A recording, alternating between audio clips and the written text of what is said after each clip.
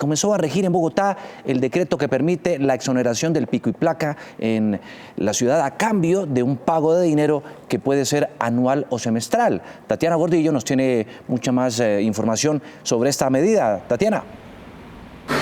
Así es, Juan Diego y televidentes, muy buenos días. Ese decreto justamente lo van ustedes a ver en este momento en pantalla. Lo dejó firmado antes de irse el exalcalde Enrique Peñalosa y establece que los bogotanos podrán pagar alrededor de 4 millones de pesos anuales para no tener pico y placa. También recordemos, elimina a varios de los vehículos blindados de esa exoneración del pico y placa y solamente deja los vehículos que están en la Unidad Nacional de Protección.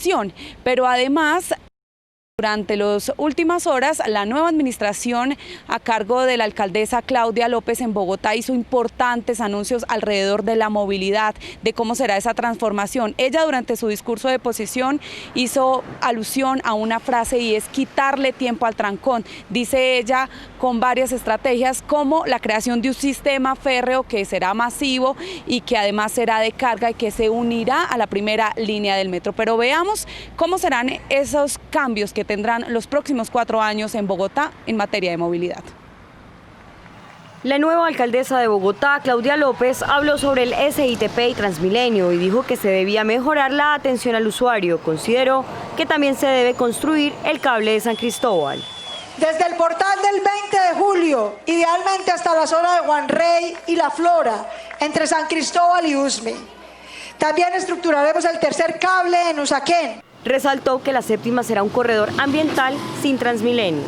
En vez de un Transmilenio por la carrera séptima, nuestra alternativa será hacer de la séptima un moderno corredor ecológico. Debemos ser conscientes que en el corto plazo no tendremos metro. Lo que tendremos es más trancón por la obra de construcción del metro. Y añadió que se debe determinar las zonas tanto para bicicletas como para peatones.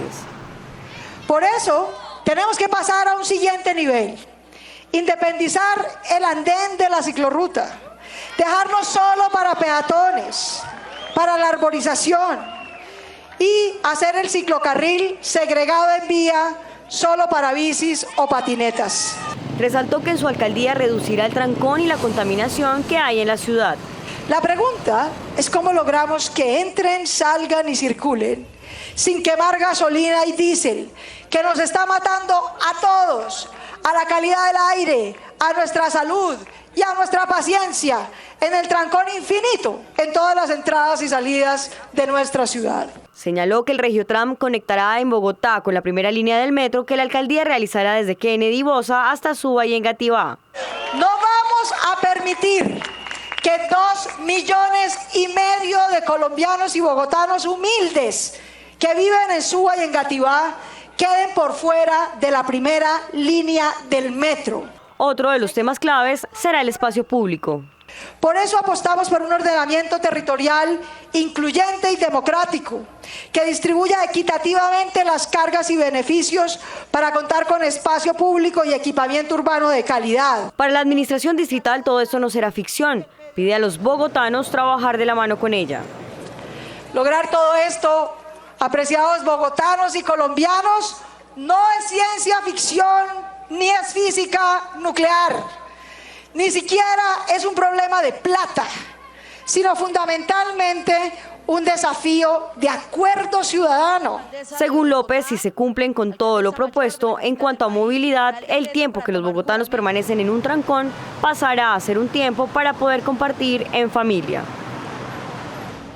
Justamente eso es lo que dice la nueva alcaldesa Claudia López, quitarle tiempo al trancón para dárselo a la familia y a las acciones recreativas de los bogotanos. Sin embargo, como lo hablábamos desde el inicio, pues ya se empezó a regir este nuevo decreto que le permite a los bogotanos no tener pico y placa pagando una suma de dinero. Hablamos con los conductores en la calle y muchos criticaron la posibilidad de que esto genere más trancón.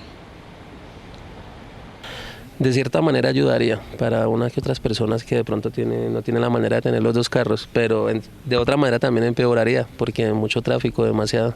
¿Usted lo pagaría? La verdad no. No, yo no los pagaría porque se me hace injusto Hay muchas personas que no tenemos los recursos para pagar el pico y placa. Pues van a haber mucho más trancones y pues más nos perjudican a nosotros. No, no lo pagaría. ¿Por qué? Porque no estoy de acuerdo, porque yo creo que todo tiene que ser equilibrado en una clase social. Entonces no estaría de acuerdo con eso. Me parece que la medida es buena, pero que el cobro debió ser más alto. Este decreto lo dejó firmado el antiguo gobierno en Bogotá, pero ¿qué piensa el nuevo gobierno? Estamos hasta ahora con el nuevo secretario de Movilidad de la capital del país, doctor Estupiñán. Muy buenos días, bienvenido a Noticias Caracol, gracias por acompañarnos. ¿Y qué piensan ustedes? ¿Ese decreto lo van a mantener? ¿Están de acuerdo con que se pueda pagar para no tener pico y placa en Bogotá? Tatiana, buenos días y buenos días a todos. Es un decreto bueno, es una medida buena. Como todos sabemos, hay muchísimas personas que le están dando la vuelta al pico y placa. El pico y placa empezó como una medida para combatir la congestión y a lo largo de los años ha ido perdiendo un poco su virtud. No ha ido contribuyendo a eliminar la congestión. Entonces lo primero que vamos a hacer es vamos a revisar el impacto que va a tener en la congestión para tratar de buscar cómo podemos maximizar los criterios de eficiencia, de recaudo y por supuesto de equidad también. Entonces una de las cosas que hemos hablado con la alcaldesa es de agregarle quizás un componente de solidaridad, que los bogotanos entiendan también que esos recursos van por supuesto a mejorar la calidad del sistema de transporte público, pero no los queremos destinar a una bolsa general, sino queremos ser muy específicos y entender esos recursos a dónde pueden ir. ¿No creen ustedes que de pronto, como dicen los ciudadanos, esto genera más desigualdad? Porque quienes tienen para pagar podrán no tener pico y placa y quienes no, pues no. Eso es un componente importante y hay que saber transmitir muy bien esos mensajes, porque a primera lectura se puede decir eso, se puede decir que efectivamente las personas que tienen más recursos pueden pagar, pero en la realidad lo que estamos viendo hoy en la calle es que las personas que tienen más recursos compran 2 autos, eso ya lo hicieron, ya compraron 2 carros, incluso van más allá, las personas que tienen plata van y mandan blindar un carro, que efectivamente esos carros no tenían pico y placa. Entonces creo que este decreto, por un lado, trata de regularizar y normalizar la situación para muchos vehículos. Hoy hay más de 18.000 carros que mandaron blindar, de los cuales solamente aproximadamente 1.000 corresponden a la Unidad Nacional de Protección. Entonces todos esos vehículos que de alguna manera le están haciendo el quite al pico y placa, van a entrar a tener pico y placa. Secretario, uno de los anuncios más importantes que hizo la alcaldesa ayer fue en torno al nuevo sistema férreo. ¿Cómo piensan ustedes revivir esa estructura férrea en Bogotá que muchos dicen también está un poco deteriorada, ya muy vieja? Bueno, como ustedes oyeron a la alcaldesa, por supuesto es un baluarte que tiene la ciudad y que tiene la región. Y es muy importante que en conjunto con la gobernación, como hemos venido haciendo, podamos adelantar una ciudad-región que evidentemente utilice estos corredores que ya existen. Que el país, no solo Bogotá, sino que el país invirtió muchísimos recursos para poder articular esos corredores con las principales ciudades y municipios colindantes. Entonces vamos a recuperar esa red férrea y vamos a ayudar entonces a estructurar corredores más limpios. A esta hora, secretario, lo escucha Mónica Jaramillo y Juan Diego Alvira. Buenos días, Mónica. Juan Diego. Secretario, buenos días. Quiero hacerle una pregunta. Ya usted nos habló de ese decreto del pico y placa, que la administración está de acuerdo, pero hay otros 2 decretos que se dieron también en los últimos días de diciembre de la anterior administración y quiero saber su opinión.